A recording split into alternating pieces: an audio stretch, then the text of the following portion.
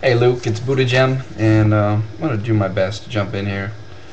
There's definitely a failure to communicate. I'd agree with you 100%. And maybe definitions, maybe it's just a simple matter of vocabulary. I don't know. But maybe you're onto something there. Um, you equate the free market with free association. I don't know how you've come to this conclusion. In my own life, we used to have this word called capitalism, and it was routinely used by politicians and political pundits, and it was a usable term. We went and killed people, fought for of course, freedom and capitalism, or democracy and capitalism. Those things were always killing people over, and it was a usable term. And then, little by little, I noticed through my life. This other term, free market, became a euphemism for capitalism, or became synonymous. And little by little, they didn't use nobody says capitalism anymore, really. And this really came to head. I remember in the early '90s. I think it was Ross Perot was running against Bush and Clinton, and he used the word capitalism in a presidential debate, and you could see the visceral reaction from both Bush and Clinton that this idiot was using the word capitalism. It's a no-no. We free market because everybody goes to the market and everybody likes free. That's I really think it's been a marketing strategy for the ruling elite to use this term. So what I'm getting at is, for the majority of Americans, free market is synonymous with capitalism, and capitalism, by definition, it's there's no hard thing here. The definition of capitalism is the private ownership of the means of production. That simple. For you, free market equals free association. I don't know how you come to that conclusion, but what I would ask you is, why the need for both terms? I mean, free association is pretty clear. When you say free association, I know what you mean. When you say free market, I don't think most people get that you're trying to say free association. So maybe you could be more clear in your choice of words. You go on to say that you think that we libertarian socialists, we believe that we're trying to implement some perfect system, and as evidence, we're not open to competition. I'd really disagree with you on that, brother. I'm going to quote from an essay by Noam Chomsky. In the essay, Chomsky's actually quoting Daniel Warren, and he puts the matter quite well when he writes that anarchism is not a fixed, self-enclosed system, but rather a definite trend in the historic development of mankind, which, in contrast with the intellectual guardianship of all clerical and governmental institutions, strives for the free, unhindered unfolding of all the individual and social forces in life. That's how I see anarchism. I think that's how most libertarian socialists view it. We're not trying to implement some grand scheme, some grand blueprint that we've got, Mr. 1001 Nights has tucked away in his closet, and when the time comes, like, all right, everybody, it's about freedom. It's about liberation. It's about you making decisions that affect you, and it's about me making decisions that affect me. That's anarchism, okay? And so no perfect system. In the point of contention I see when you say something like, we're not open to competition,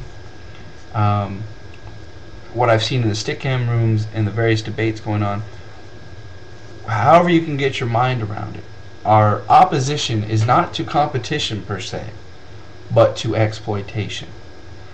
Not going to spend a lot of time on this because, for whatever reason, you guys just don't get it. You don't see renting somebody as exploitative, as renting a human being as exploitative. That's just okay. I don't know where the grand difference from renting to buying a human is. So what's the big difference? If I rent a car or I buy a car, during that time I'm renting, I'm the effective owner of that vehicle. You know, you guys like to say really weird things like, I sell my labor power. What the fuck is that? Labor power? I wish I could sell my labor power and I could sleep in. That'd be great. Oh, dude, here's my labor power. I'm gonna go back to bed. I'm my labor power. When you say things like that, it makes no sense. I'm my labor power. When you are saying sell your labor power, you are selling yourself. Okay? And I think we'd come a long way if you'd be more accurate in your language, because there is no selling labor power. Okay, labor power is not some external thing to me that I can just, do away with. You go on about money, medium of exchange. I would strongly encourage you to look more closely into that. It's a very naive view. It's kind of like the technology is just this neutral thing. In a broad sense, yes, that's true. But in our society, is money a neutral thing? No. There's a certain money class that benefits greatly from things like inflation, from national debts, on and on and on. I mean, there is a certain class that benefits from these things, and the rest of us usually don't. Property.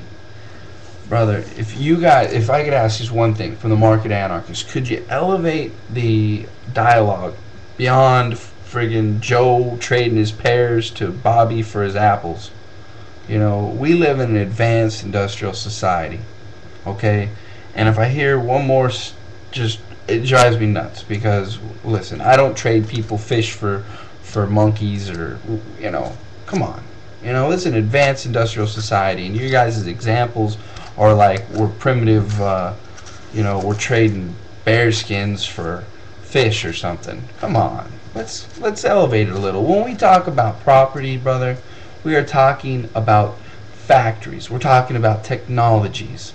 We're talking about the things that allow us to continue as a civilization, as a modern, advanced, industrialized civilization. That's what we're talking about.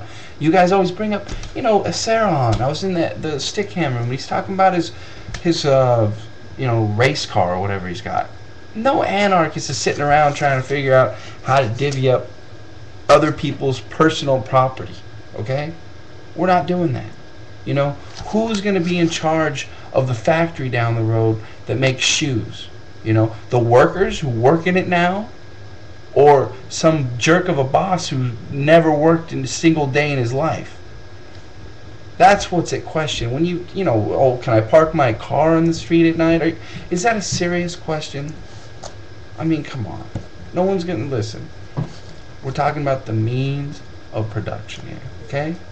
That is the factories, the technologies, and if you'd advance your examples to a more complex level, I think you begin to see what we're talking about. No one's interested in taking Sarah Han's car, or your car, or your skateboard, or your toothbrush, okay? But we are concerned with who's going to control the factories. Like, who's going to control things at a workplace? The workers?